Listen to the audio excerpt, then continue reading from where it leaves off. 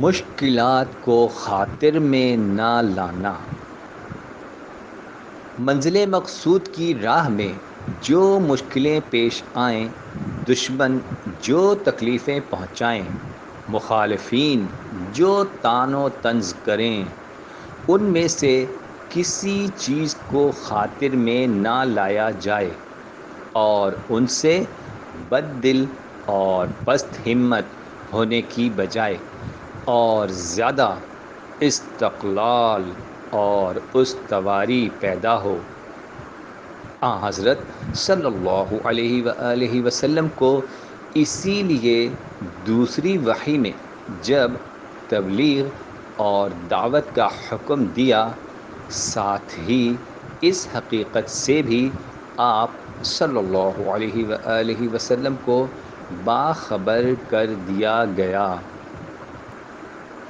یا ایہا المدثر قم فانذر وربک فکبر وثیابک فطہر والرجز فہجر ولا تمنن تستکثر ولربک فاصبر۔ اے چادر پوش، اٹھ اور لوگوں کو ہوشیار کر اور اپنے رب کی بڑائی کا اعلان کرو اور اپنے کپڑے پاک رکھو اور گندگی سے دور رہو اور اپنے پروردگار کے لیے پامردی صبر کر۔ اس قسم کے مواقع اکثر انبیاء علیہم السلام کو پیش آئے، چنانچہ خود حضرت صلی اللہ علیہ وآلہ وسلم کو نبوت کی اس اعلیٰ مثال کی پیروی کا حکم ہوا۔ فاصبر کما صبر اولو العزم من الرسل ولا تستعجل لهم۔ اے محمد صلی اللہ علیہ وآلہ وسلم، تو بھی اس طرح پامردی صبر کر جس طرح پختہ ارادے والے پیغمبروں نے کی، اور ان مخالفوں کے لیے جلدی نہ کر۔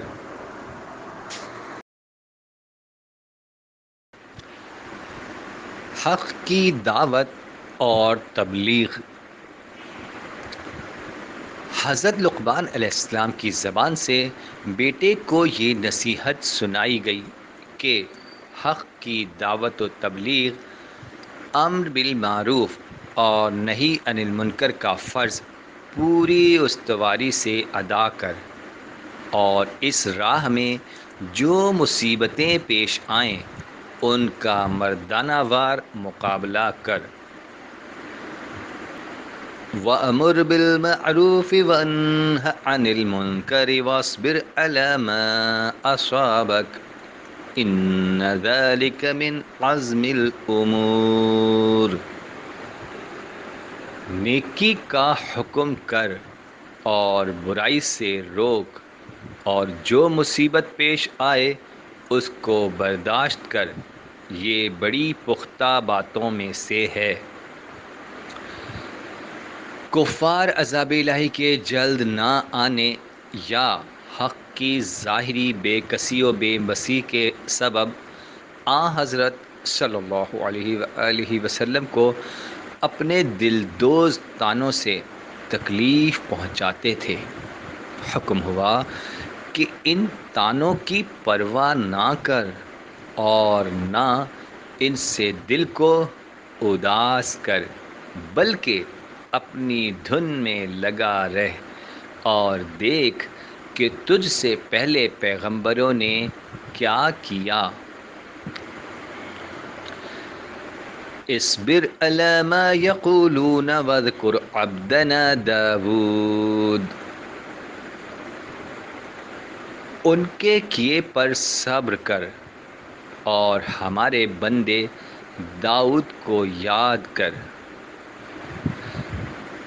اس قوت صبر کے حصول کا طریقہ یہ ہے کہ خدا سے لو لگائی جائے اور اس کی طاقت پر بھروسہ کیا جائے۔ فاصبر علی ما یقولون وسبح بحمد ربک قبل طلوع الشمس وسبح بحمد ربک قبل طلوع الشمس وقبل الغروب۔ تو ان کے کہنے پر صبر کر اور صبح و شام اپنے پروردگار کی حمد کر۔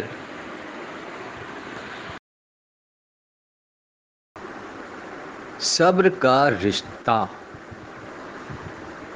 حضرت صلی اللہ علیہ وآلہ وسلم کو حضرت یونس علیہ السلام کا قصہ سنایا گیا کہ حضرت یونس علیہ السلام کو خیال ہوا کہ ان کی نافرمان قوم پر عذاب آنے میں تاخیر ہو رہی ہے، اس لیے وہ بھاگ کھڑے ہوئے، حالانکہ ان کی قوم دل میں مسلمان ہو چکی تھی، اس لیے وہ عذاب اس سے ٹل گیا تھا۔ ارشاد ہوا کہ اے پیغمبر، اس طرح تیرے ہاتھ سے صبر کا رشتہ چھوٹنے نہ پائے۔ فاصبر لحکم ربک ولا تکن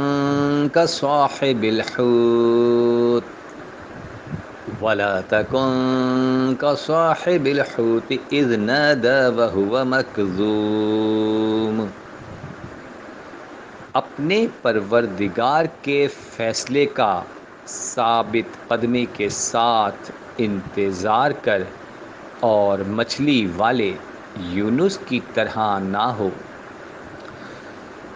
صبر کا دوسرا مفہوم یہ ہے کہ مصیبتوں اور مشکلوں میں اضطراب اور بے قراری نہ ہو، بلکہ ان کو خدا کا حکم اور مصلحت سمجھ کر خوشی خوشی جھیلا جائے، اور یہ یقین رکھا جائے کہ جب وقت آئے گا تو اللہ تعالیٰ اپنی رحمت سے خود ان کو دور فرما دے گا۔ اللہ تعالیٰ نے ایسے لوگوں کی مدح فرمائی ہے، والصابرین علی ما اصابہم، اور جو مصیبت میں صبر کریں۔